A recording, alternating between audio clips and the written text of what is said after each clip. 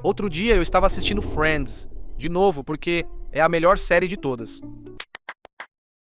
No final da primeira temporada, Ross vai para a China, e quando ele conta para os caras "vou para a China", Joey pergunta, "o país?" E ele responde, "Não, essa pilha enorme de louça na cozinha da minha mãe." E é verdade, em inglês, às vezes se usa China para se referir à porcelana. Isso me fez pensar, existem vários nomes de países que também significam outra coisa. Por exemplo, eu encontrei esse mapa que mostra países principalmente ao redor do Mediterrâneo, países árabes, alguns na África, alguns no sudeste da Europa, cujo nome para laranja é Portugal, ou uma derivação disso. Então, por que isso acontece?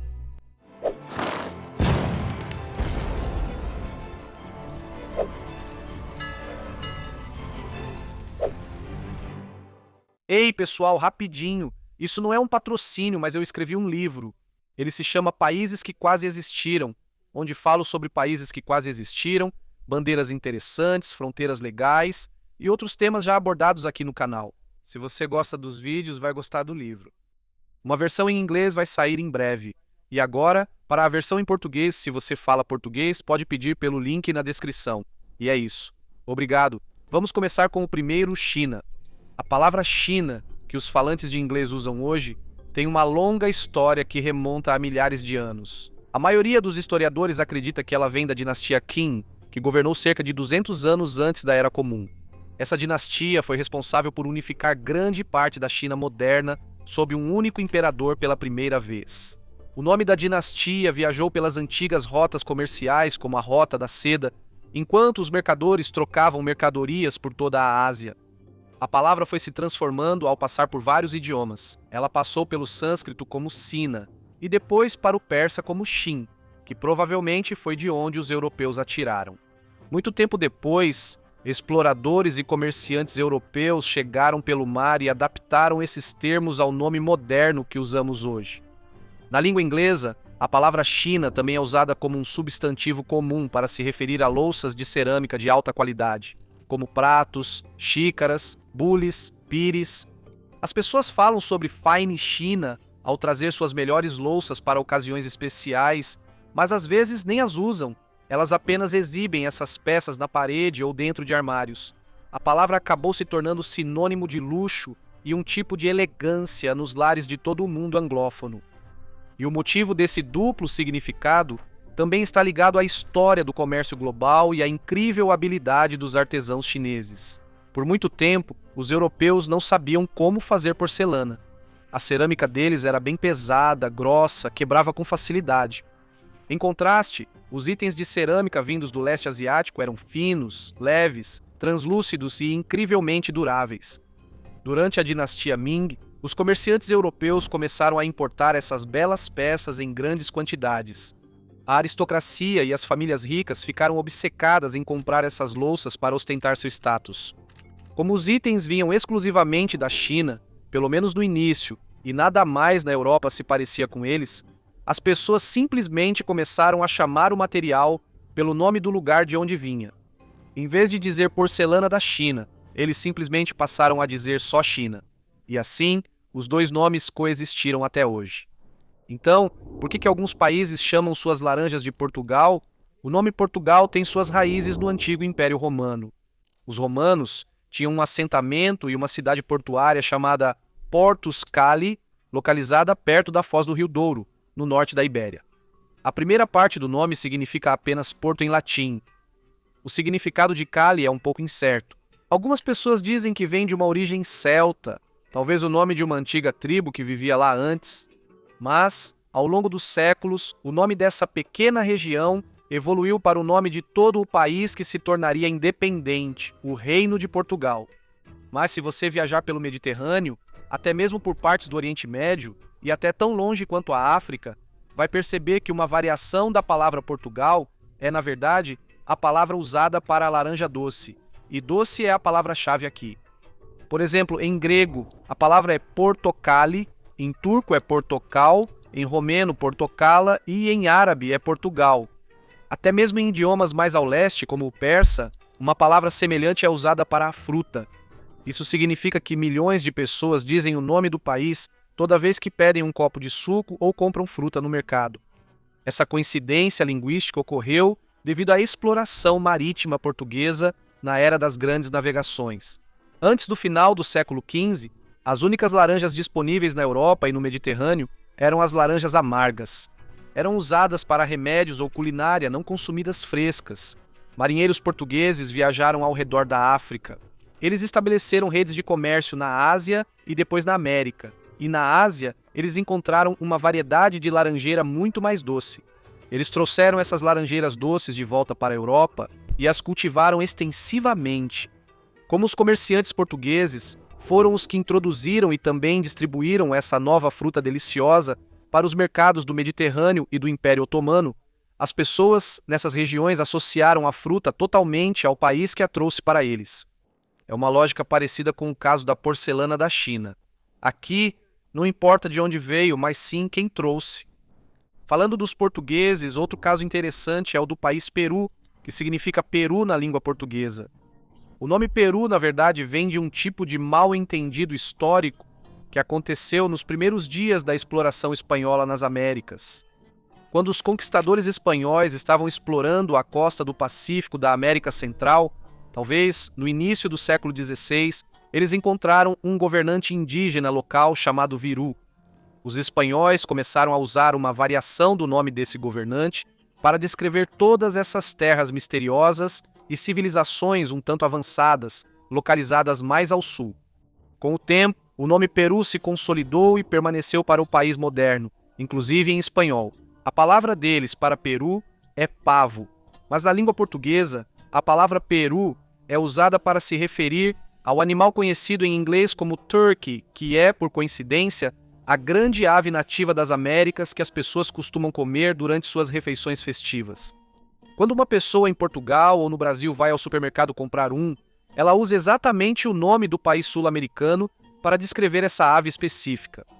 O interessante aqui é que não é apenas uma coincidência. O substantivo em português está diretamente ligado e, na verdade, vem do país sul-americano. Quando os espanhóis e os portugueses começaram a transportar mercadorias, plantas e animais pelo Oceano Atlântico vindos do Novo Mundo, os europeus ficaram meio sobrecarregados e surpresos com a grande variedade de coisas desconhecidas. Os perus são nativos da América do Norte e do México, onde os astecas já os domesticavam. Comerciantes portugueses conseguiram essas aves por rotas marítimas que ligavam partes do Império Espanhol. E como a ave vinha de territórios controlados pelos espanhóis nas Américas, e o Peru era o território espanhol mais famoso e rico da região na época, os falantes de português, pelo menos alguns deles, presumiram erroneamente que a ave era originária do Peru. E então começaram a chamá-la assim, sem se preocupar em corrigir o nome depois que a verdadeira origem foi esclarecida.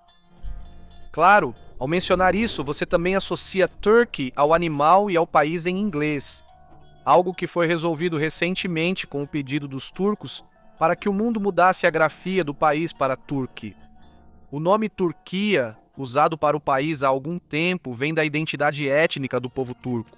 A raiz da palavra é turco, que é um termo antigo que historicamente significava força ou poder.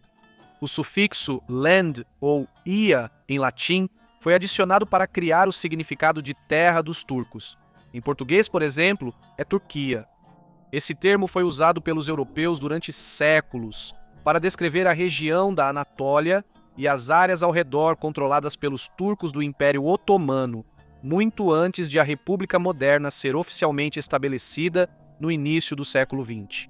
Na língua inglesa, porém, Turkey, sem o T maiúsculo, também era e é o nome comum para o pássaro que, como acabei de mencionar, é nativo da América do Norte e serve, por exemplo, como prato principal nas refeições de ação de graças. A história por trás do duplo significado também não é uma coincidência e envolve um erro muito interessante envolvendo dois pássaros diferentes e dois continentes diferentes. Antes dos europeus descobrirem as Américas, comerciantes do Império Otomano importavam um tipo de ave chamada galinha d'Angola da África para a Europa. Como essas aves chegavam por meio de comerciantes turcos, os ingleses passaram a chamá-las de galinhas da Turquia. Quando os colonizadores ingleses chegaram à América do Norte, viram as aves nativas que hoje chamamos de perus. Essas aves americanas lembravam muito a galinha d'Angola africana de que os colonizadores se lembravam de sua terra natal. E devido à semelhança física, os colonizadores deram o mesmo nome à ave americana. Com o tempo, a ave africana original passou a ser chamada pelo seu verdadeiro nome, galinha d'Angola, enquanto a ave americana manteve permanentemente o nome original de turkey. É interessante porque o nome original da primeira ave foi realmente corrigido e o da segunda, que também foi inspirado incorretamente nela, foi mantido. Recentemente, porém, a Turquia pediu para que outras nações usassem a grafia indônima de Turqui para se afastar desse duplo significado. E falando em Turqui, há também um caso semelhante não relacionado à própria Turquia, mas vindo de lá, com a palavra deles para o país Egito, que também significa milho. A palavra Egito, usada em inglês, vem de um nome grego antigo, Aiguptus, que era uma pronúncia de uma antiga frase egípcia para um grande templo na cidade de Mênfis. No entanto, na língua árabe, o país é conhecido como Misr, um nome que tem raízes semíticas antigas e significa um grande assentamento ou fortaleza. Quando os turcos otomanos conquistaram a região no início do século XVI, adaptaram o nome árabe para Mısır, que ainda é o nome oficial do país em turco. Mas, na língua turca moderna, a palavra exata Mısır também é usada para significar milho.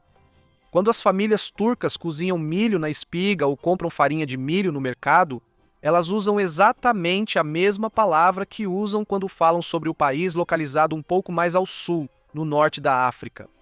Isso acontece por causa do papel central do Egito como centro agrícola e comercial dentro do Império Otomano. Ele cumpria a mesma função para os romanos. O milho é uma cultura nativa das Américas que foi introduzida na Europa e no Oriente Médio após as viagens de Cristóvão Colombo. O milho, ao chegar aos territórios otomanos, não veio diretamente da América. Ele foi trazido por mercadores através do Mar Mediterrâneo, usando o Egito como principal ponto de distribuição. O Egito era a província agrícola mais rica e importante do Império, e seus portos movimentavam um enorme volume de comércio de grãos. Quando as colheitas chegavam à cidade capital de Constantinopla, hoje Istambul, vindas dos portos do Egito, o povo turco naturalmente começou a chamar de grão egípcio, que acabou sendo abreviado para apenas a palavra misir. É bastante interessante como certos produtos ou alimentos acabam recebendo o mesmo nome do lugar de onde vêm, ou recebem o nome de quem os trouxe para vender e negociar. Por fim, outro exemplo interessante que eu realmente aprendi enquanto escrevia meu vídeo sobre exônimos alemães é o fato de que a palavra para a Alemanha significa algo como terra dos mudos em muitas línguas eslavas. A palavra inglesa Germani vem do antigo termo latino Germania, que era usado por escritores romanos como Júlio César para descrever os vários grupos tribais que viviam a leste do rio Reno. Os alemães chamam seu país de Deutschland, palavra de origem germânica que significa terra do povo. Mas em quase todas as línguas eslavas, incluindo russo, polonês, ucraniano, tcheco, eslovaco, búlgaro, a palavra usada para uma pessoa alemã ou para o país Alemanha é derivada de uma raiz completamente diferente que se traduz como mudo, silencioso ou incapaz de falar. Por exemplo, em russo, um alemão é chamado de Nemetz, mesmo que a Alemanha seja chamada de Germânia. A origem histórica do nome do povo vem da palavra raiz nemoi, que significa mudo. Em polonês, o próprio país é chamado de Niemcy, que carrega exatamente a mesma origem linguística e significa os mudos. O motivo desse nome remonta ao início da Idade Média, quando as tribos eslavas estavam se expandindo e encontrando populações vizinhas. Os eslavos faziam parte de uma mesma família linguística e geralmente se entendiam ao viajar. Ao entrarem em contato com as tribos germânicas, encontraram pessoas cuja língua soava como uma completa confusão. Como os povos germânicos não conseguiam falar uma língua que os eslavos entendessem, eles os viam como pessoas que na prática eram incapazes de falar. Acho que eles realmente não tinham o conceito de existência de diferentes línguas. Eles começaram a usar um termo descritivo que significava os mudos para descrever esses vizinhos. Com o tempo, o termo usado para estrangeiros que não falavam línguas eslavas passou a se referir principalmente aos vizinhos ocidentais, já que estavam cercados por eslavos dos outros lados. E assim os alemães se tornaram os mudos. É mais um caso de um país cujo nome também significa outra coisa em outro lugar, neste caso, em outras línguas além do inglês. Mas há mais alguns casos disso ao redor do mundo,